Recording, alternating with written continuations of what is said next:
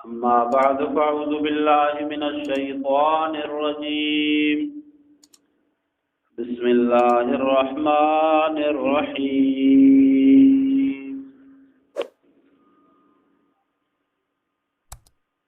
व मिन आयातिही खल्क़ुस समावाति वल अर्दि वख्तिलाफु अल्सिनतिकुम व अलवानिकुम इन्न फी ज़ालिका लआयातिन लिलआलिमीन।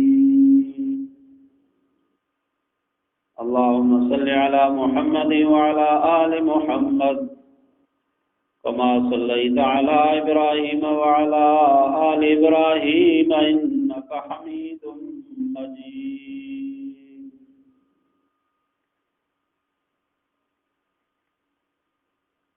अल्लाह तबारक व तआला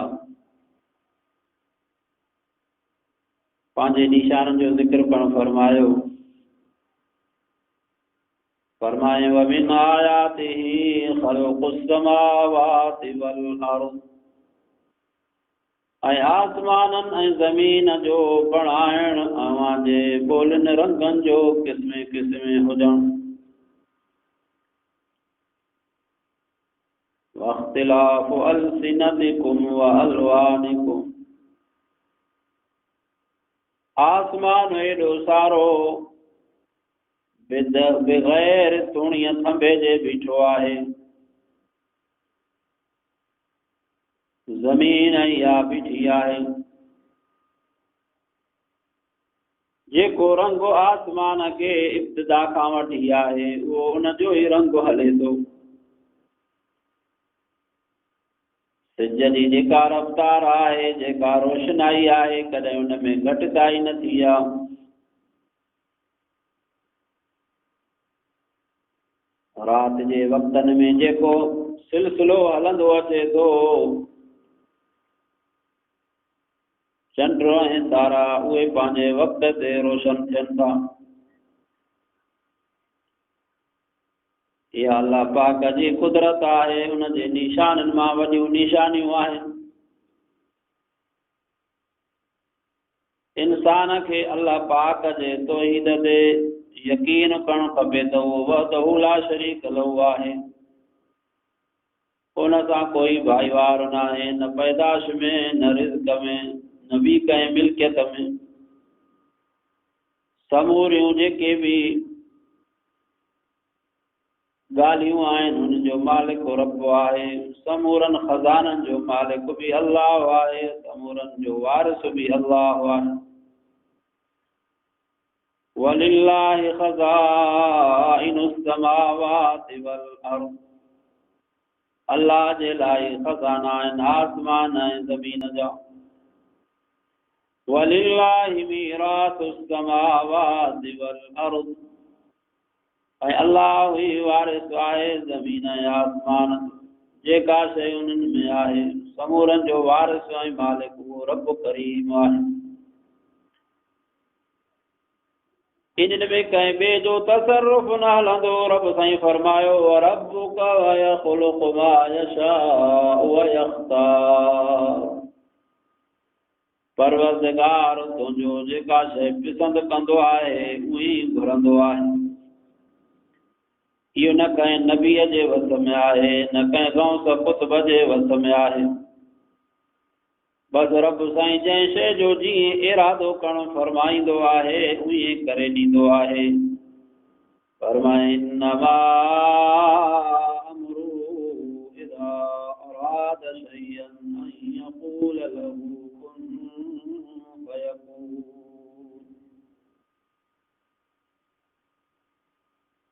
अल्लाह पाक जे इरादे खां सवाइ काई शइ, ओ वण जेको वणनि में पन आहिनि उहे बि अल्लाह जे हुकुम सां लुॾंदा आहिनि। उन्हनि खे बि ताक़त न आहे जो पंहिंजो पाण किरनि लुॾनि। अल्लाह पाक जे कुदरत जूं इहे वॾियूं निशानियूं। सभिनी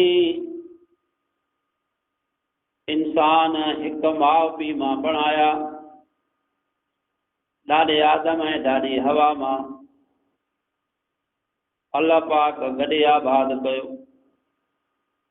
पोइ समूरी रुई ज़मीन ते उन्हनि खे पखेड़ियो, सभिनी जूं जुदा जुदा ॿोलियूं कयूं। हिक मुल्क जो माण्हू ॿिए मुल्क में वञी ज़बान जे एतबार सां बिल्कुलु अजनबी ऐं धारियो थी पवे। सिंध वारो बलोचिस्तान वञे, उहो उते लाइ ओपिरो थींदो।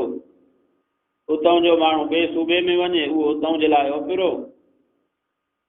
उतां जो माण्हू वरी चोथे सूबे में वञे, उहो उतां जे लाइ ओपिरो। पाकिस्तान जो माण्हू ॿिए मुल्क वञे त उतां जे लाइ ओपिरो। पर असुल ख़िलक़त हिकिड़ी आहे, ॾाढो आदम अलैहिस्सलाम ऐं ॾाढी हवा मां। अल्लाह पाक बस मिनहुमा रिजालन कसीरा व निसा। रब साईं फरमायो, असां हिन ज़मीन में पखेड़ियासीं उन्हनि मां ॾाढे आदम ऐं ॾाढी हवा लाइ। रब साईं फरमाए थो, घणा मर्द ऐं औरतूं घणी।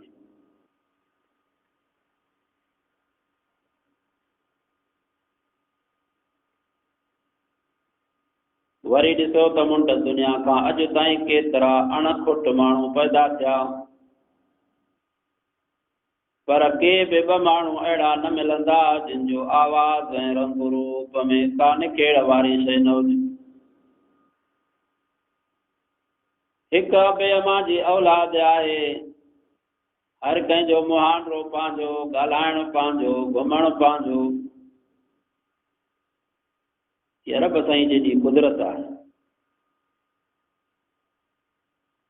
जहान जे शुरूआत खां अॼु ताईं सांदे लगातार नयूं नयूं सूरतूं ऐं ॻाल्हाइण जा नवां नवां तरीक़ा निकिरंदा अचनि था। उन खज़ाने में कॾहिं बि कमी नुक़सान न आयो आहे। हक़ीक़त में अल्लाह ताला जी कामिल कुदरत जी उहा केॾी न वॾी निशानी आहे। हिक क़ौम जा माण्हू, उनजो उथण वेहण ॻाल्हाइण जो लहजो पंहिंजो, ॿीअ क़ौम जो पंहिंजो, टीह जो पंहिंजो।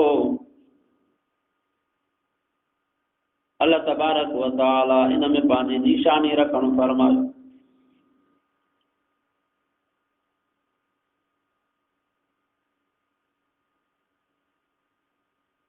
फरमाया, अय्युहन्नासु इन्ना खलक़नाकुम मिन ज़करिन व उन्सा वजअलनाकुम शुऊबन व क़बाइल लितआरफू।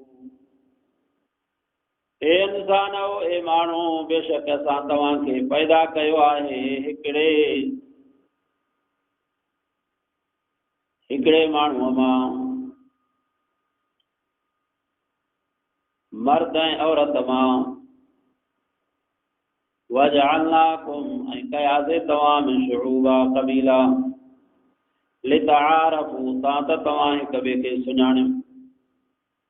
ही फलाणी ज़ात जो आहे, फलाणे ज़ात वारो आहे, फलाणे ॻोठ जो आहे, फलाणे ॻोठ जो आहे, फलाणे मुल्क जो आहे, फलाणे मुल्क जो आहे। अल्लाह तबारक व तआला काबतुल्लाह शरीफ में समूरन माण्हुनि खे गॾु करणु फरमाए थो। समूरन मुल्कनि जा कुझु न कुझु माण्हू मिलनि था, ॾिसी करे माण्हू सुञाणनि था त ही पाकिस्तानी आहे, हिंदुस्तानी आहे, तुर्की आहे।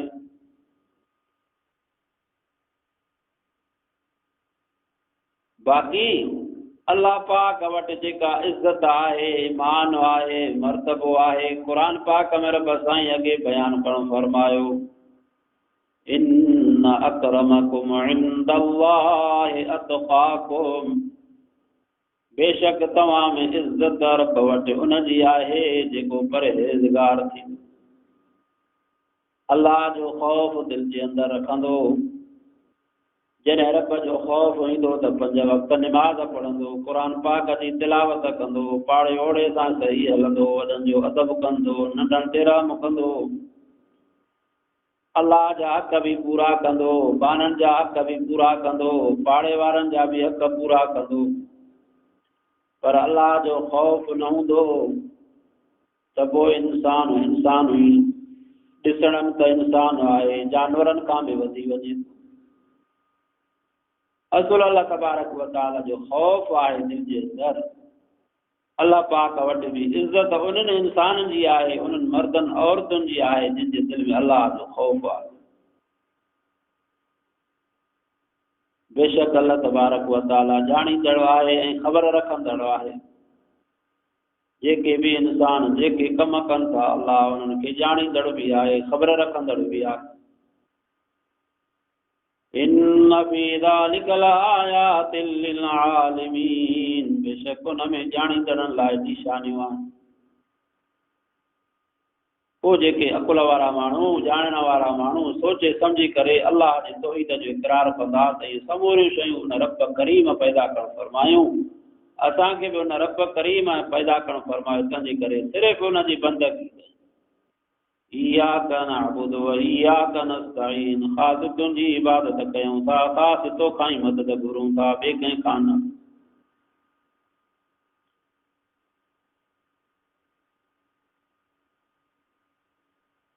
ज़बानुनि जो मुख़्तलिफ़ हुजणु, रंगनि जो मुख़्तलिफ़ हुजणु, आसमान ज़मीन जो पैदा, एॾियूं वॾियूं शयूं, इहे शयूं ॾस ॾेई रहियूं आहिनि त का ज़ात आहे जेका इन्हनि खे पैदा कंदड़ आहे, उहो रब करीम आहे। दरिया क़िस्म जा माण्हू उहे रब जे ज़ात जा इनकारी आहिनि त बसि हीअ दुनिया पाण पैदा थी आहे, पाण हले थी, बसि इंसान पैदा थिए थो, पंहिंजो ज़िंदगी पूरी करे थो, मरण खां बाद में कुझु बि न आहे। ईअं न आहे। अल्लाह पाक जी कुदरत हुकूमत आहे।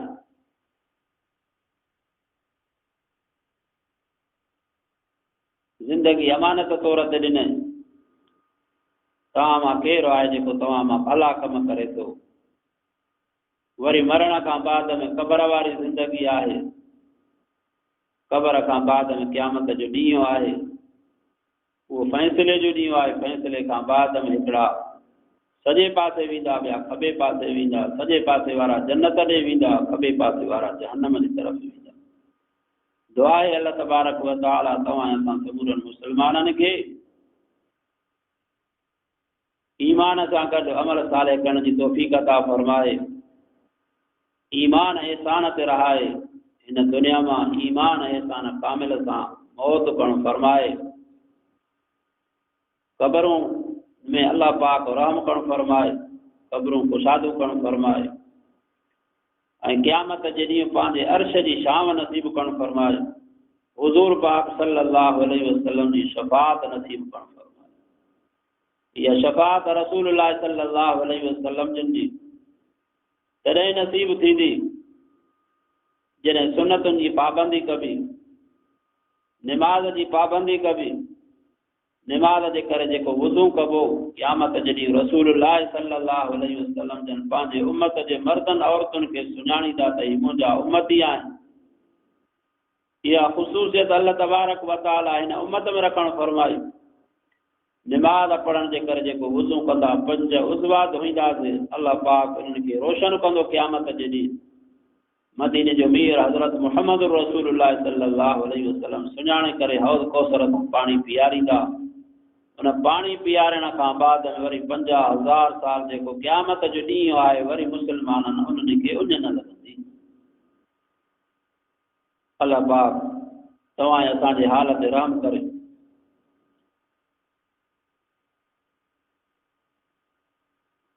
अॼु पूरे पाकिस्तान में जमीयत उलमा इस्लाम जे सॾ ते मुस्लमाननि जा काफ़िला, जमीयत उलमा इस्लाम जा काफ़िला शुरू थी चुका आहिनि। तव्हां असां समूरनि जे मथां हक़ आहे त असां उन्हनि जे लाइ ख़ैरियत जी दुआ घुरूं, जंहिं मक़सद जे लाइ आज़ाद मिलिन मार्च रखियो वियो आहे। अल्लाह तबारक व तआला पाकिस्तान जे उम्मत जे मथां, रहंदड़नि जे मथां, अवाम जे मथां रहम ऐं करम करणु फरमाए, चङा हुक्मरान अता करणु फरमाए, बदअमनी उरूज ते, बेरोज़गारी उरूज ते, महांगाई उरूज ते, बहरहाल जेके भी बुराई जा कम आहिनि उहे उरूज ते, चङनि कमनि खां पासीरा, ख़ासि करे ख़तम नुबूअत जो जेको मसइलो आहे उहो मुस्लमाननि जे ईमान जो जुज़ आहे।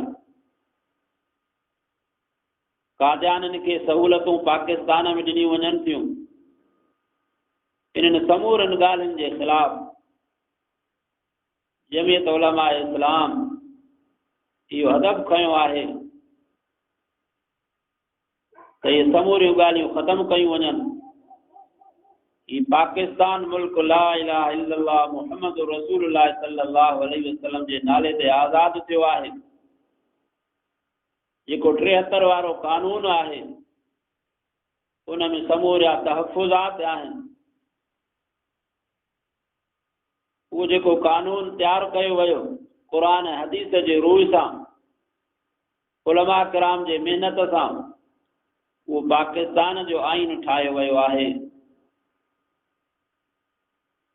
उन में इहा ॻाल्हि बि आहे, जेके वज़ीर थींदा आहिनि उन खां कसम खणाए करे इहो बि हलफ़ खणायो वेंदो आहे त मां ख़ातमुन नबीन हज़रत मुहम्मद रसूलुल्लाह सल्लल्लाहु अलैहि वसल्लम खे आख़िरी पैगंबर मञां थो। जेको माण्हू नबी पाक सल्लल्लाहु अलैहि वसल्लम खां सवाइ ॿिए नबीअ जी दावा कंदो उहो काफ़िर आहे, कूड़ो आहे। जॾहिं वज़ीर आज़म मौजूदा खे हलफ़नामो खणायो वियो, उन नबी पाक सल्लल्लाहु अलैहि वसल्लम जे नाले सां मस्ख़री कई, दुरूद न पढ़ियई। इन मां इहा ॻाल्हि सम्झ में अचे थी त कादियानी लाबी आहे ऐं उन जे इशारे ते हिनखे मुसलत कयो वियो आहे। समूरनि मुस्लमाननि खे इहा गुज़ारिश आहे त आयत करीमा हर नमाज़ खां बाद में पंहिंजे मुल्क मिलत जे लाइ इहा दुआ घुरूं अल्लाह तबारक व तआला तव्हां असांखे चङा हुक्मरान अता करणु फरमाए, जेके मुल्क जे लाइ बि भलो सोचनि, अवाम जे लाइ बि भलो सोचनि, दीनदार हुजनि। असुल आहे दीनदारी। दुआ आहे अल्लाह तबारक व तआला तव्हां असांखे चङा हुक्मरान अता करणु फरमाए। नबी पाक सल्लल्लाहु अलैहि वसल्लम जे दौर मुबारक में एॾियूं खून रेज़ियूं कोन थियूं, एॾियूं चोरियूं कोन थियूं, एॾियूं ज़िनाऊं कोन थियूं। बसि मुख़्तसिर कुझु वाक़ियात आहिनि। हिकिड़े खे कानूनी हद लॻी वई, क़ुरान पाक जे मुताबिक़ उनखे सज़ा ॾिनी वई, ॿिया माण्हू सुधरी विया। जंहिं चोरी कई उन हिकिड़े जो हथु कटियो वियो त ॿियनि जे लाइ सबक़ु बणिजी वियो। जंहिं ज़िना कई उनखे संसार कयो वियो, ॿियनि माण्हुनि जे लाइ सबक़ु बणिजी वियो। क़ुरान पाक जे कानून में, शरीयत इस्लाम जे कानून में एॾी बरकत आहे जो करे कंहिं हिकिड़े बदमाश खे उहा सज़ा सही नमूने सां मिलंदी, वरी ॿियनि जे लाइ इहो सबक़ु इबरतनाक वाक़ियो बणिजी वेंदो। इन जे करे अल्लाह तबारक व तआला कलाम मजीद जे अंदरि फरमायो, वलकुम फिल क़िसास हयातुन या उलिल अलबाब लअल्लकुम तत्तक़ून। इन्हनि कानूननि में तव्हां जे लाइ हयाती आहे, मन तव्हां बची वञो, परहेज़गार बणिजी वञो। हज़रत उमर साईं रज़ी अल्लाह ताला अन्हु जे ख़िलाफ़त जे दौर में पाण अमीर हा, हाकिम हुया, राति जो घिटिन में पहिरो ॾींदा हुआ। काफ़ी वाक़ियात आहिनि हज़रत उमर साईं रज़ी अल्लाह ताला अन्हु जे ख़िलाफ़त जे दौर में जो बादशाह थी करे घिटिन में चकर ॾींदो हो। ईअं फरमाईंदा हुआ त जेकॾहिं मुंहिंजे हुकूमत में को जानवर, कुतो बि बुख ते या उञ ते मरी वियो, मां उमर खां इहा पुछा थींदी क़यामत जे ॾींहुं त तुंहिंजे ख़िलाफ़त में, तुंहिंजे हुकूमत में हिकिड़ो हैवान बि उञ ऐं बुख ते मरी वियो।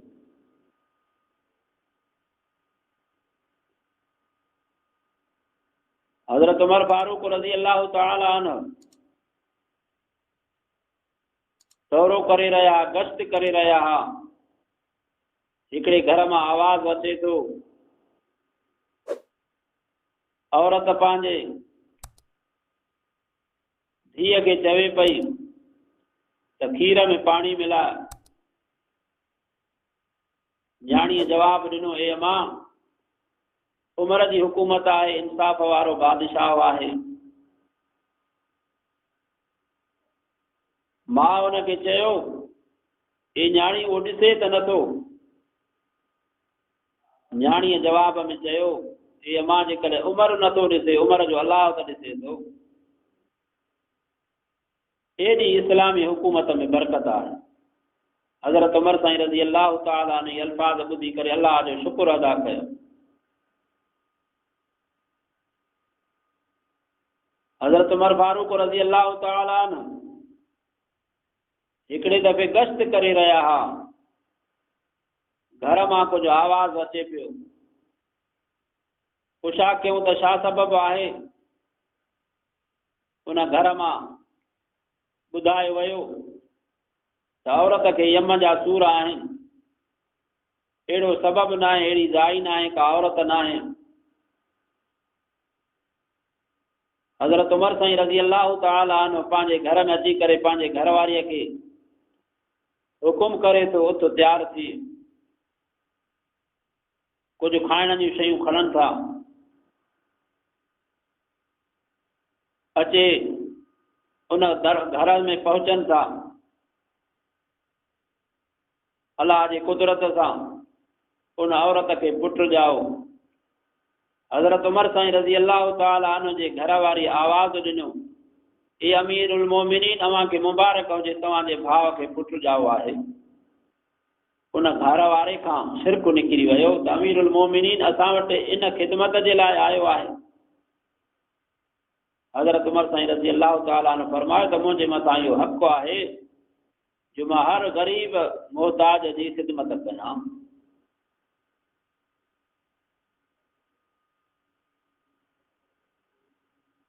इहे हुक्मरान थी गुज़रिया। जेको बि अॼुकल्ह हुकूमत जो निज़ाम हले थो, इहो हज़रत उमर फारूक रज़ी अल्लाह ताला अन्हु जे दौरे ख़िलाफ़त में हुकूमत में इहे कानून ठहिया। पुलिस, फौज, जेके बि महकमा आहिनि, हज़रत उमर फारूक रज़ी अल्लाह ताला अन्हु जे दौरे ख़िलाफ़त में इहे मुक़ररु कया विया। दीनी मदारिस बि हज़रत उमर फारूक रज़ी अल्लाह ताला अन्हु जे दौर में ठहिया। जामा मस्जिदियूं, नंढियूं मस्जिदियूं,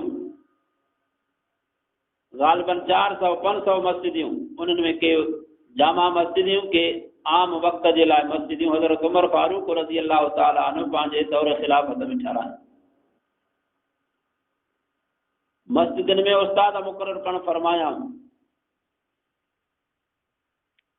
खम्स जी मोकल, जुमे जी मोकल हज़रत उमर फारूक रज़ी अल्लाह ताला अन्हु जे दौरे ख़िलाफ़त में थी। अल्हम्दुलिल्लाह वो दुस्तूर अॼु ताईं हलंदो अचे थो। हज़रत उमर फारूक रज़ी अल्लाह ताला अन्हु गश्त करे रहिया हुआ। हिकु घर मां कुझु आवाज़ अचे पियो, जेका औरत शेर पढ़ी रही हुई। हज़रत उमर फारूक रज़ी अल्लाह ताला अन्हु खे उहे शेर ॾुखिया लॻा। पोइ हुन खां पुछा कयूं त छा सबबु आहे, तूं अहिड़ा शेर पढ़ी रही आहीं? हुन चयो त मुंहिंजो मुड़ुसु फौज में आहे, काफ़ी वक़्तु हुनखे थी वियो आहे, घर वापसि न आयो आहे। उहा चई रही, जेकॾहिं अॼु मूंखे अलाह जो ख़ौफ़ न हुजे हा त मुंहिंजो हिंदोरो लुॾे हा। हज़रत उमर फारूक रज़ी अल्लाह ताला अन्हु पंहिंजे घर में आया। पुछा कयूं त औरत केतिरो वक़्तु मुड़ुस खां सवाइ रही सघे थी, सब्र करे सघे थी?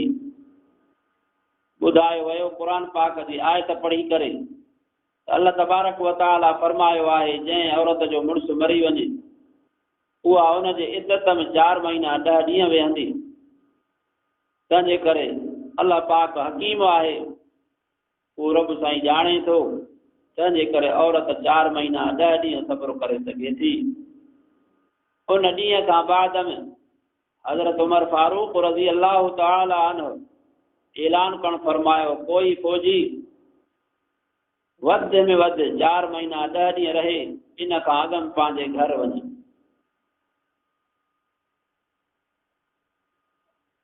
हज़रत उमर फारूक रज़ी अल्लाह ताला अन्हु इंसाफ़ वारो बादशाह थी गुज़रियो आहे। हिन आयत खां पहिरियों अल्लाह तबारक व तआला जोड़नि जो ज़िक्र करण फरमायो त मर्द ऐं औरत जो जोड़ो असां इन जे लाइ पैदा करण फरमायोसीं तां त उहे पाण में सुकून हासिल कनि ऐं उन्हनि में मोहब्बत ऐं प्यार वधे, बाझ वधे। इहो निकाह जे सिलसिले में मोहब्बत ऐं रहमत आहे।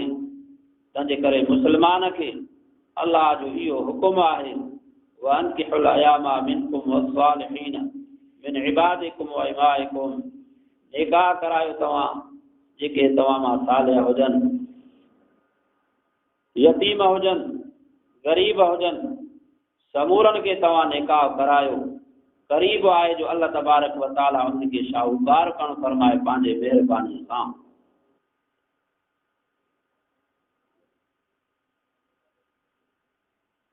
अल्लाह तबारक व तआला खां दुआ आहे, अल्लाह साईं तव्हां असांखे हुक्मरान अहिड़ा चङा अता करण फरमाए। हिकिड़ो धनार माल चारे रहियो हो, ओचिते उन जे धण में बघेड़ अचे घेरियो, बकरियुनि खे अचे खाइण शुरू कयनि। उन वक़्त में दाह कई त अॼु हज़रत उमर वफ़ात शहीद थी वियो, वफ़ात करे वियो। माण्हुनि पुछियो त छा सबबु आहे? त पहिरियों ते बघेड़ बकरियूं गॾु चरंदा हुआ, अॼु बघेड़ खे ज़रूरत थी आहे जो बकरीअ खे खाधो थियनि। बसि हिन मां मालूम थिए थो त उमर फारूक रज़ी अल्लाह ताला हिन जहान मां हलिया विया, रब खे प्यारा थी विया। पोइ मालूम करण खां बाद में इहा ई शइ मालूम थी त उन ई वक़्त में हज़रत उमर फारूक रज़ी अल्लाह ताला अन्हु जी शहादत थी, वफ़ात थी।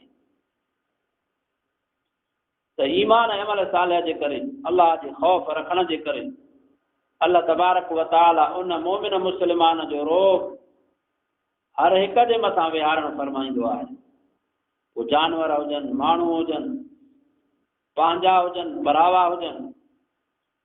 हली हली अंग्रेज़ हिकिड़े लिखियो, जेकॾहिं 10 साल हज़रत उमर फारूक रज़ी अल्लाह ताला अन्हु जी हुकूमत हुजे हा, खिलाफ़त हुजे हा, बादशाही हुजे हा, त ज़मीन ते कोई काफ़र न बचे हा, समूरे जो समूरा मुस्लमान थी वञनि हा। दुआ आहे अल्लाह पाक तव्हां असांखे 5 वक़्त निमाज़ पाबंदीअ सां पढ़ण जी तौफ़ीक़ अता फरमाए। अल्लाह पाक उलमा किराम जे महिनत खे क़बूल करण फरमाए, रंग लाइण फरमाए। तव्हां असांजे मथां, पाकिस्तान जे अवाम जे मथां अल्लाह पाक पंहिंजो रहम ऐं करम करण फरमाए। असां बि पंहिंजे हाल खे सुधारियूं, अल्लाह जे तरफ़ रुजू थियूं, तौबा ताइब थियूं। आहे त पंहिंजे कए जी कमाई गुनाहनि जे करे नूसतूं पैदा थींदियूं आहिनि।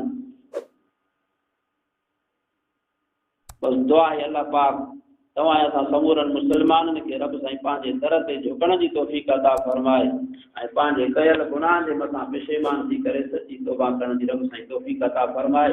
व आख़िरु दाअवाना अनिल हम्दुलिल्लाहि रब्बिल आलमीन। रब्बना इग़फिर लना